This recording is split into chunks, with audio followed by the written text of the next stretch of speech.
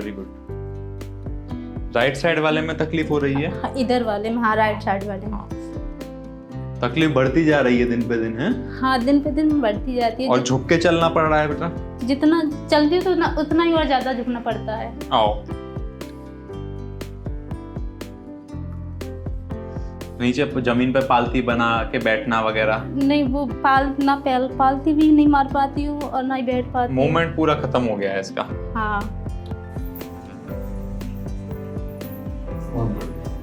घर पे काम कर लेते हो और चल लेते हो? काम कर लेती हूँ, कोई दिक्कत नहीं। सीढ़ी वगैरह चढ़ लेते हो? हाँ, बैठती हूँ।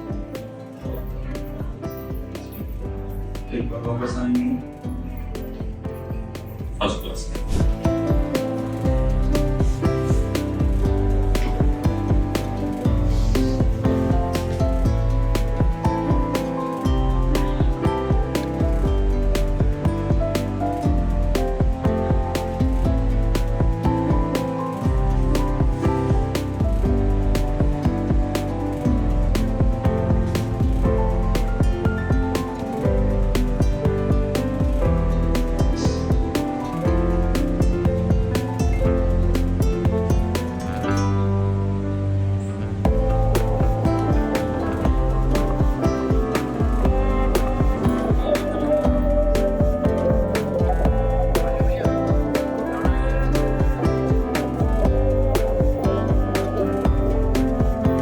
खुद से खड़ी भी नहीं हो पाती हूँ, ना ही बैठ पाती हूँ, ना ही पैर ऐसे उठा पाती हूँ। दर्द तो इतना है कि इस पैर को मतलब उठा के ऐसे रखना पड़ता है, जैसे कि लेटूं तो बिस्तर पे भी उठा के रखना पड़ता है। तो मुझे बस यही लगता था कि मैं चल भी पाऊंगी कि नहीं। कई डॉक्टर तो ये भी बोलते थे कि शायद चलना मुश्किल है इनका, ये नहीं चल पाएंगी, और अगर इनका ऑपरेशन हो भी गया तो उसके बाद इनको ज़मीन पे जैसे बैठना वो सब नहीं करना पड़ेगा और दिक्कत रहेगी इनको, ये सब बोलते थे। बहुत दिक्कत थी, घर में कोई खाना वाला बनाने वाला भी नहीं, छोटे छोटे बच्चे हैं उनको भी कोई देखभाल करने वाला नहीं था, बहुत ज़्यादा दिक्कत।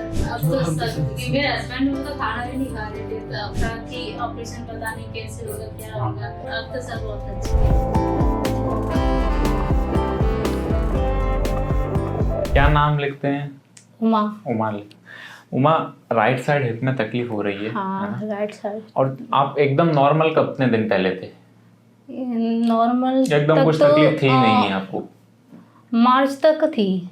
मार्च के बाद तो हालत दिन पे दिन बिगड़ती गई। अब जैसे नॉर्मल आदमी जितने काम करते हैं, नीचे बैठना, पालती मारना, तेजी से चलना, इन सब में तकलीफ हो रही है? हाँ, सब चीज में। दिनचर्या के जितने काम है अपने, उन सब में तकलीफ महसूस कर रहे हो? खुद से खड़ी भी नहीं हो पाती हूँ, ना ही बैठ पाती हूँ, ना ही पैर ऐसे उठा पाती हूँ, मतलब सहारा लेना पड़ता है। सहारा लेना पड़ रहा है। और पालती वगैरह मारने की तो कोई बात ही नहीं है। और सीढ़ियों पे चढ़ना? नहीं, वो कुछ नहीं हो पा रहा है। कुछ नहीं कर पा रहे, मतलब बाथरूम वगैरह जाने में भी तकलीफ है? हाँ, वो भी किसी को लेके जाना पड़ता है। नॉर्मल इंडियन टॉयलेट वगैरह पे नहीं बैठ पा रहे? नहीं, प्रॉपरली मुड़ नहीं रहा है ये। हाँ। और दर्द कैसा महसूस होता है? दर्द तो इतना है कि इस पैर को मतलब उठा के ऐसे रखना पड़ता है। जैसे गाड़ी वगैरह में बैठ के आओ तो ऐसे उठा के रखना पड़ता है, और जैसे कि लेटूं तो बिस्तर पे भी उठा के रखना पड़ता है इस पैर को। तो अपन जो है हम आपका ऑपरेशन करेंगे, क्योंकि कूला जो है डैमेज हुआ है, कूले में डैमेज आया है, नया बॉल डालेंगे, है ना। बॉल डालने की जो है कई टेक्निक होती है, डालेंगे हम बिकनी टेक्निक से डालेंगे, है ना। तो उसमें जो है ऑपरेशन के बाद अपन को कोई तकलीफ नहीं होगी, मांसपेशी काटे बगैर अपन जो है डालने वाले हैं। और अनसीमेंटेड इम्प्लांट यूज करेंगे, बिना सीमेंट वाले, जो कि लंबा चलते हैं, ठीक है। रात को आपको 12 बजे के बाद खाना पीना नहीं खाना है मुंह से, सुबह जग के भी नहीं खाना है। आप नहा सकते हो, ब्रश कर सकते हो, पर निगलना नहीं है, पानी वगैरह थूक निकल सकता है। जब ऑपरेशन आपका होगा तो पीछे छोटा सुई देंगे आपको, बेहोशी वाले डॉक्टर, नीचे का भाग पूरा बेहोश हो जाएगा, ठीक है। कुछ पूछना चाहते हो तो बताओ सर। वैसे मतलब जैसे कि ऑपरेशन के कितने दिन बाद हम चल फिर सकते हैं? जैसे कल ऑपरेशन करेंगे, कल रात को या परसों सुबह चला देंगे? चल सकते हैं। अच्छा, मैंने ना आपकी YouTube पे वीडियो देखी थी, वैसे मैं देखती रहती थी, काफी सारे डॉक्टर्स की देखती थी।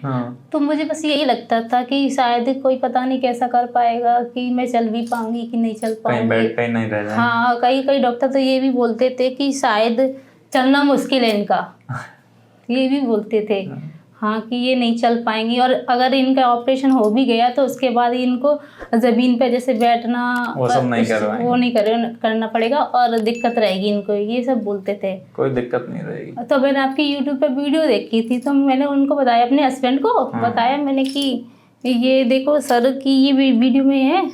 उन्होंने कहा कि हाँ ये कहाँ से हैं, तो मैंने जानकारी ली, तो फ़ोन नंबर मैंने उनका आपका स्क्रीनशॉट लेके रखा था। अच्छा। हाँ तो मैंने फ़ोन नंबर लगाया तो उन्होंने बताया कि सर वैसे नोएडा में, दिल्ली में रहते हैं और आगरा में 2-3 दिन के लिए आते हैं।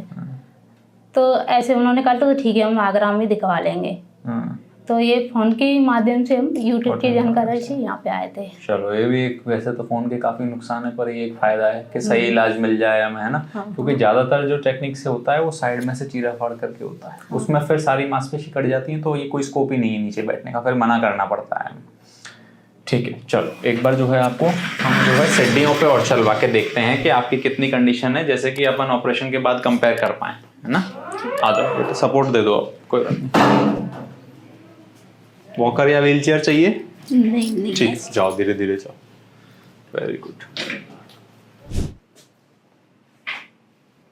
हाँ वेरी गुड। राइट साइड वाले में तकलीफ हो रही है? हाँ, इधर वाले में, हाँ राइट साइड वाले में। हाँ। तकलीफ बढ़ती जा रही है दिन पे दिन, है? हाँ दिन पे दिन बढ़ती जाती है। और झुक के चलना पड़ रहा है बेटा? जितना चलती है तो उतना ही और ज़्यादा झुकना पड़ता है। आओ नीचे जमीन पे पालती बना के बैठना वगैरह नहीं, वो पालती भी नहीं मार पाती हूँ और ना ही बैठ पाती। मूवमेंट पूरा खत्म हो गया है इसका। हाँ आओ बैठ, आओ। 2-4 कदम चल पाती हूँ और उसके बाद तो वो ज़्यादा तकलीफ बढ़ने लगती है। बढ़ने लगती है, हाँ।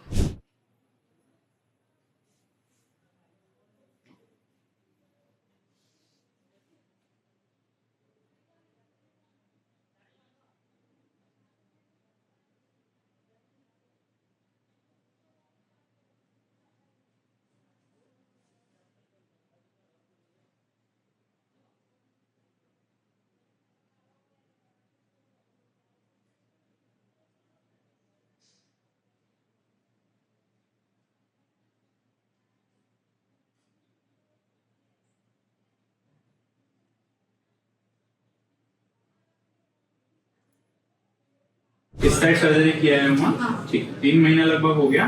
पहले ऑपरेशन के पहले हम ऐसे करते थे तो बहुत दर्द होता था, बिल्कुल जाता नहीं था। अभी मुलायम लग रहा है? ठीक है। और ये और भी मुड़ जाता है? अभी कोई तकलीफ नहीं लग रही, ठीक है। अब इधर यहाँ पे हम पहले पालती लगा के देखेंगे, इधर ऐसे करके। पहले ये खुलने में तकलीफ होती थी, अब धीरे धीरे आप बैठते जाओ और उस साइड घूमते जाओ, धीरे धीरे। हाँ धीरे धीरे बैठते जाओ, ठीक है। इस साइड घूमेंगे, दीवार का सहारा ले लो, ठीक, बहुत बढ़िया, ठीक। पालती पहले नहीं ऐसे बैठ पाते थे, ठीक है। अब क्या है कि जब आप पहली बार करोगे तो यहाँ थोड़ा खिंचाव होगा, अभी भी हो रहा है, तो उसको कैसे ढीले करेंगे? ऐसे कर दिया अब आराम आ जाएगा, काम हो गया होगा खिंचाव। ऐसे कर दिया थोड़ा सा खिंचाव, ऐसे कर दिया, ऐसे कर दिया, तो ये थोड़ा सा आपकी नस खिंच जाएगी और आपको दर्द होना रोजगार में बंद हो जाएगा, रोजगार में बंद हो जाएगा। बहुत बढ़िया। घर पे काम कर लेते हो, अब चल लेते हो? काम कर लेती हूँ, इतनी दिक्कत नहीं। सीढ़ी वगैरह चढ़ लेते हो? हाँ, बैठ के कर पाऊँ। एक बार वापस आएंगे, फर्स्ट क्लास। तो लेना रहो, आइए भैया, लौट आइए।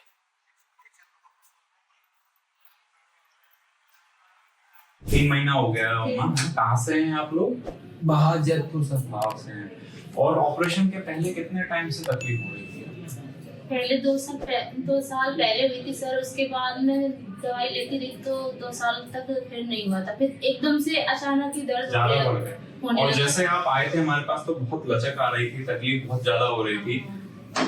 ऑपरेशन के पहले वाली जिंदगी में और आज में कैसा फर्क लगता है?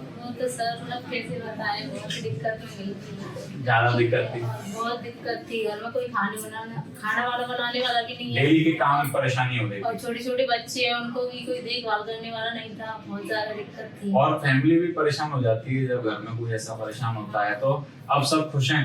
अब तो मेरे हस्बैंड वो तो खाना भी नहीं खा रहे थे तब। हाँ परेशानी। और ऑपरेशन से कई लोग डरा देते हैं कि बहुत बड़ा होगा ऑपरेशन और वापस नहीं हो पाएगा, इतना जल्दी क्यों ऑपरेशन करा रहे हो। तो ऐसा कुछ तो नहीं लगा आपको कि आपको बेड पे लिटा दिया हमने 2 महीने के लिए, जैसा लोग समझते हैं? छोटी वाली टेक्निक से, बिकनी टेक्निक से हुआ था? लगता था कि ऑपरेशन पता नहीं कैसे होगा, क्या होगा।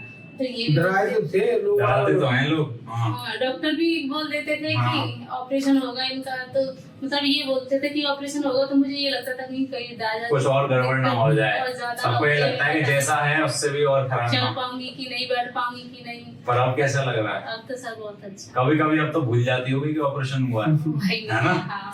चलिए सब बहुत बढ़िया चल रहा है, कोई चिंता की बात नहीं है। उमा जी को एंकाइलोजिंग स्पॉन्डिलाइटिस थी, यानी कि एक गठिया हुआ जिसकी वजह से पूरा पेल्विस टिल्ट हो रहा था, हिप पूरा ऊपर नीचे हो गया था, कुछ भी काम नहीं कर पा रही थी, यहाँ तक बाथरूम भी नहीं जा पा रही थी।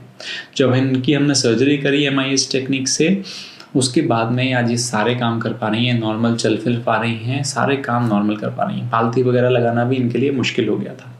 एंकाइलोजिंग स्पॉन्डिलाइटिस वाले जो पेशेंट्स होते हैं उनका ब्लड मार्कर जो होता है HLA-B27 होता है। इसमें हिप आर्थराइटिक का होने लगता है, धीरे धीरे ग्रीस खत्म होने लगता है और इवेंचुअली फ्यूजन पे चले जाते हैं पेशेंट, मतलब कि पूरा फ्यूज हो जाता है। दिनचर्या के काम करना इनके लिए बहुत मुश्किल हो जाता है। तो कुछ टाइम तक तो हम दवा से कंट्रोल करने की कोशिश करते हैं, उससे अगर ठीक नहीं होता है, रूमेटोलॉजिस्ट से ठीक नहीं होता है, तो फिर हम इसमें सर्जरी करते हैं। और बिकनी MIS इन लोगों के लिए बोन की तरह काम आती है, बहुत ज़्यादा वरदान की तरह काम आती है, जो स्पेशल टेक्निक से हम करते हैं। अगर आपको भी एंकाइलोजिंग स्पॉन्डिलाइटिस है तो आप हमें कमेंट्स में बताइए या फिर हमारे दिए गए नंबर पर हमें कांटेक्ट करिए, जैसे कि हम आपकी पूरी सहायता कर सकें। Thank you so much.